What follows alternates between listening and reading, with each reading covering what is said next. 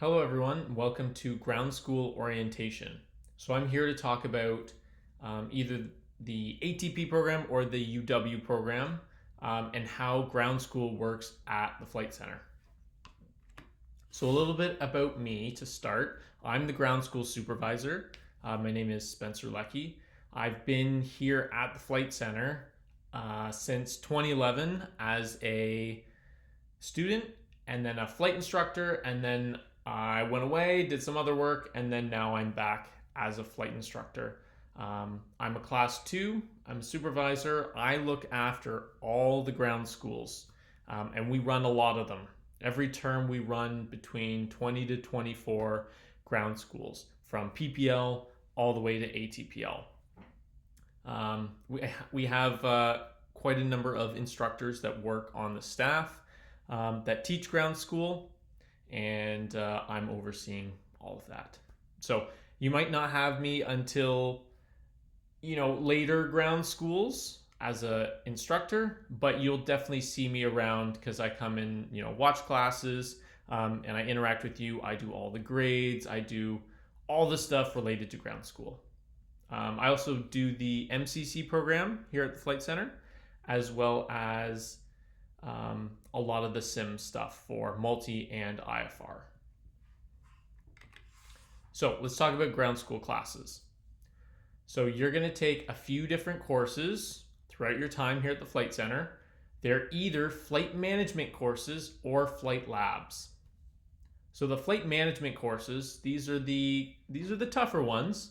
So they are meant to prepare you for Transport Canada exams. So whether it's the PPL, the CPL, so that's private and commercial, or the INRAT, which is instrument, and then the ATPL exams, whether the IATRA, SAMRA, or the SARON.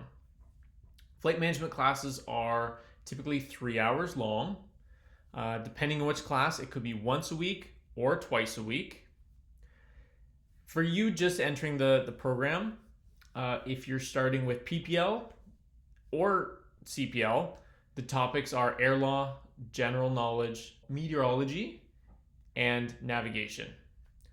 If you are in first year, you're going to complete your P-STAR and your ROC A, which is your radio license, within flight management as well. Within the course, you're going to do weekly quizzes. There are unit tests or midterms and a final exam.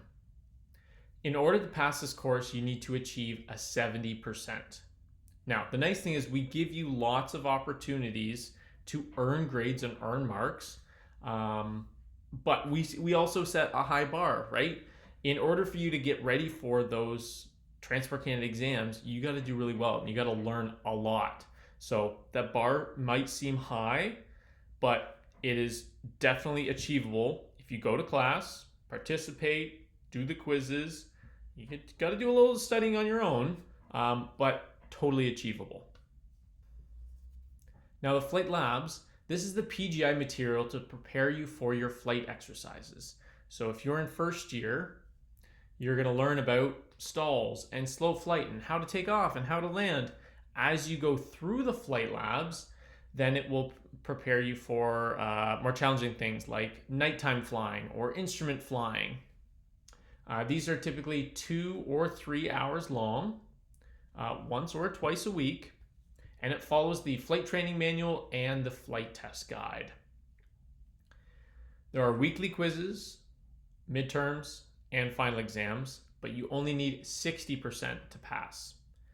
Now, for both of these classes, right, 70 for the flight management, 60 for the flight lab, we do expect you to do better than just pass the course, right? We want you to be striving for high 70s, 80s, even into the 90s is not out of the question, okay? You have to remember, we are teaching you this not so we can check a box to say, yep, they did it. This is all the stuff you need to learn to become a professional pilot, okay? All the things you're going to learn in Flight Lab, you're going to have to do on your flight test, whether private or commercial. As you get into the later flight labs, because there's 6 of them, right, you're going to be learning about multi-training, how to fly multi-engine airplane, how to fly IFR, right? How to fly in the clouds. This is all stuff preparing you for the flight test. So when you think flight management, think written exam. When you think flight lab, think flight exam or flight test. All right, so when is ground school? So for UW students, they are weekday evenings on campus. Typically start at either 5:30 or 6:30 in the evening. Now we do that so you can take all your UW classes, because typically University of Waterloo classes are during the daytime. And it's to allow you to, if you do have no UW classes that day, you have all day to fly. Okay? The nice thing is your ground schools are on campus. So you're going to be able to go from your biology class or your geography class and then go right to ground school. If you're an ATP student, classes are weekday mornings or afternoons at the flight center. And we move around depending on classroom availability and instructor availability. They are during the daytime, and we set it up. We kind of have it either during the mornings or the afternoons. And sometimes it's a mix of both. Why are there so many ground school classes? Well, each license or rating requires its own ground school. So if you're a first year and you're just starting out with your private, Transport Canada requires you to do so many hours in the classroom before going to write the exam. Same with commercial. Now, multi and IFR, they don't require that. Same with ATPL, but there's so much material that you have to learn. Now, we don't cram this in 6 months, right? You're on a journey, either 2 years or 3 years of learning all this stuff. So don't feel overwhelmed. We're going to do it one class at a time. Classes build step by step, adding new knowledge at each stage. Private is the starting point. Then commercial builds on that. Multi-IFR builds on that until we get to our ATPL. With lots of students, we're going to have multiple classes to keep group sizes manageable, right? So if you're a university student, you'll notice that we put all the geography students together and all the science students together.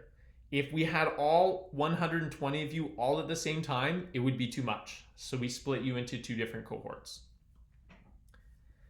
You'll also cover specialized topics such as like human factors, or at the very end, right, our MCC program. And they have their own ground schools. More classes equal more support to help you succeed in exams and flying, right? We're here for your success and to support your flying journey, okay? So how are you being assessed within ground school? So if you're a University of Waterloo student, you have Learn, right? That's where you have all your course material for all your university classes.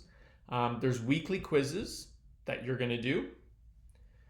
If you're in the ATP program, all our quizzes are on a website called Classmarker. Now you'll be sent links and you'll do the weekly quizzes there, and then the instructors will take it up after you do them. Unit tests and midterms are completed in person, in class. So that'll be either at the university on a specific week, or if you're at ATP, then it'll be at the flight center on the day. And then the final exam is also completed in class, or if you're a university student, flight management courses are scheduled by the university during the exam period. And whether that's, depending on the term, December, April, or August. So we're going to take your quiz marks, your midterm marks, and your final exam, calculate it all together, and we're going to give you a mark, okay? The weightings of each of those are outlined in the instructional plan for all the courses. Other ways you're being assessed: class discussions, class participation, group activities, projects and assignments, right? All of these are to help you practice and learn the material. It's very boring for you and the instructor if they show up and they just talk at you for 3 hours. It's no fun.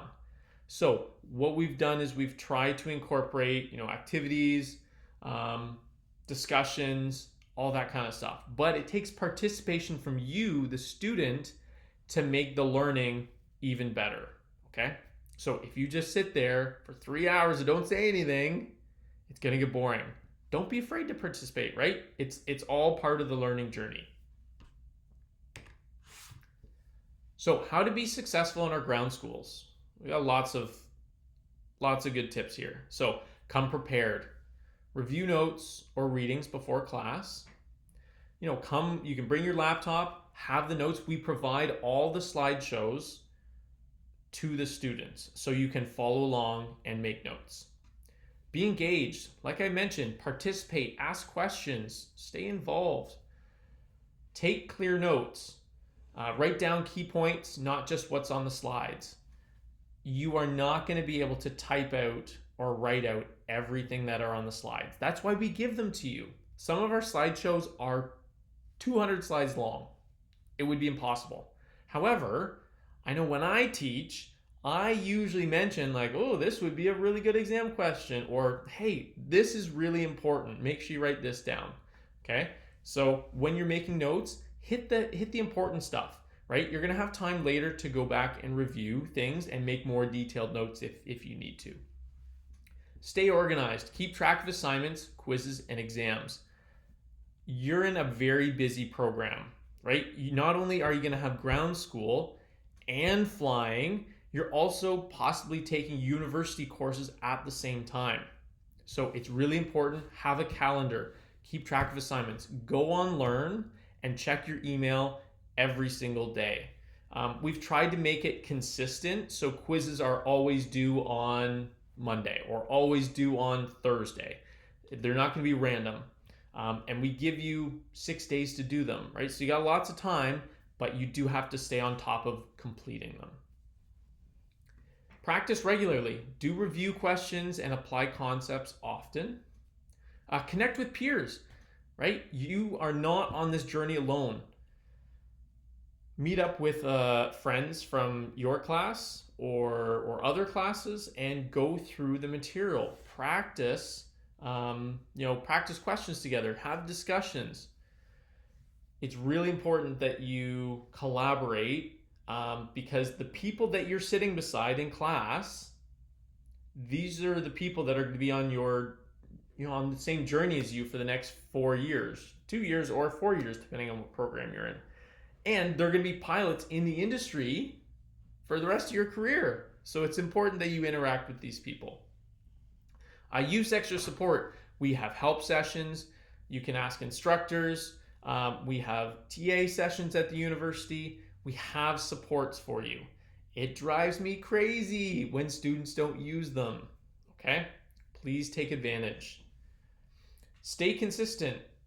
Short, regular studying beats last-minute cramming. You are not going to be able to learn an entire course the night before the test. Okay? But if you tackle it one day at a time, right? Okay, I'm going to study, I'm going to open the textbook and read something for 30 minutes every day, right? You're going to chip away at it and do lots of learning. That's the best way to do it. So don't cram, try to be consistent. Focus on understanding. Aim to truly know the material, not just memorize it. Yes and no. Some things you're just going to have to memorize, okay? Because there's so much information. Other things, it is really important that you do understand why it is what it is. Because some things like air law, you just got to memorize it. But meteorology, you have to understand kind of the science and why things are doing what they're doing. Manage your time. Balance flying, studying, and personal life. It is going to be a challenge. You only have so many hours in a day and only so many hours in the week. But you have to dedicate time and stay organized and have a calendar and do something to make sure you have balance, okay? as well as take time for yourself, right? University is super stressful. There's a lot going on. Don't be afraid to take care of yourself. Okay, TA help sessions. So if you're a UW student, we have TA help sessions for all ground school classes. They are free to attend, and it's peers helping peers. So we select volunteers from upper year students that have taken the courses already, and they hold help sessions every week for that class. So please take advantage of it, right? Leading into a test, go and ask questions. We've picked them because A, they're smart students, and B, they've taken the course before. They know what's gonna happen. ATP students, help sessions held once per week. We can cover any topic, right? I try not to have a big plan going into it. I more adjust to what do you want to learn. Again, free to attend, and it's peers helping peers. Here's the big thing. Ask questions, reach out, okay? It might seem daunting, but if you're sitting in a classroom and you have a question and you're confused, you're probably not the only one. Put up your hand, ask a question. Okay? The instructor might not realize that they maybe haven't explained it properly or need to go into more depth. So please stop them. As an instructor, we don't know if we've confused you. Okay? We do our best to explain things. But if you're not sure, put your hand up and ask. It's such a struggle to stand there for 3 hours and talk the whole time, okay? If you ask questions, it becomes a richer learning environment, and you're gonna do so much more learning, okay? Reach out for help. Instructors, TAs, peers, talk to our client experience team, right? You have to reach out if you have an issue or if you have questions. The sooner the better. It shows engagement, right? Participation helps you and others learn. It also builds confidence, right? The more you ask, the stronger your knowledge becomes. Goal setting. It's really important that you set manageable goals. So break it down, tackle one topic or a chapter at a time. Be realistic. Set goals that fit your schedule and energy. Right? Something as simple as I'm going to make sure that I submit the quiz. Let's say it's due on Thursday, but I'm going to try to have it done on Tuesday. That way, if something comes up, I have a little bit of a buffer, right? But I know because of my other classes, I don't have time on Wednesday. So my goal is I'm going to have all the quizzes done on Tuesday night. Okay, that's a manageable goal. What might not be a manageable goal is I want to first solo in 2 months. Okay, that's maybe a little more challenging because there's so many factors that go into that, and so might not be realistic. Focus on progress, not perfection, right? Small wins build confidence. Track your steps, write down what you've accomplished to see growth, and then adjust as needed, right? If you're getting close to your deadline, or maybe you're not achieving your weekly target, okay, adjust it, make it more realistic. I want you to reflect and think, what goals should you set for this semester? If you're just starting this program, right, make some simple goals, but there's a lot going on. Goal setting can help you. So quick reflection. Think about what goal you could set for the semester. What is the point of ground school? I kind of touched on this a little bit. Ground school isn't just getting a passing score on an exam. Okay, the real goal is to build the knowledge and understanding you'll need to be a safe, competent, and professional commercial pilot.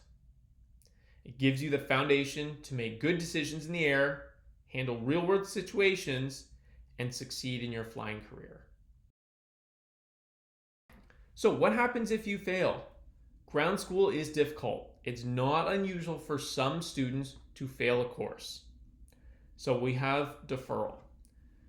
1 deferral allowed per student during the program. So let's say you don't pass Flight Management 1. you will be deferred, which means you can continue flying, but you're going to have to repeat that course. So you repeat the ground school that was failed the next time the course is offered. You continue with your flight training. You join the next cohort. You could also be deferred for being behind in your flight training. Ideally, you want to avoid being deferred. Okay, you want to stay on track. It's a 2-year or a 3-year program. We want you to stay on track. So try to avoid deferral. You get 1 chance to repeat a course. If you fail 2 courses, unfortunately, that usually results in program removal. Okay, that's all the ground school stuff, but I always like giving advice, kind of aviation industry advice to students just starting out. So number 1, come prepared. It'll save you time and money. If you have a flight and you know you're learning about stalls, come prepared. The night before, review the notes on stalls. Go through in your head. What is the entry procedure? What is the recovery procedure? What's the Hazel check? Before you go on your flight, your instructor is going to ask you a bunch of questions to see if you're prepared for this lesson. If you haven't even thought about it, they're going to have to reteach you all this stuff. But if you have reviewed it and you come prepared, it makes it so much easier. You spend less time on the ground and more time in the air. Okay? So come prepared. Your interview starts today. This means you are interacting with your peers, your instructors, and all the staff members here at the Flight Center. Eventually, some of you will become instructors and will want to work here. This kind of goes into the next one. If you have a poor reputation, we're probably not going to hire you. But if you have good marks, you stay on track, and you do the best you can, then yeah, that's a great thing. But number 3, if you have a poor reputation, if you're often late, you no-show flights, if you have poor marks, bad attitude, are lazy, out of uniform, or disruptive, well, that's not something we're looking for. Okay? So avoid having a poor reputation. IQ versus EQ. You can be really smart, okay? Really book smart, great on tests. But to be a pilot, you need EQ, which is the emotional intelligence. Eventually, when you're at an airline, or even as a flight instructor here, you are always interacting with other people.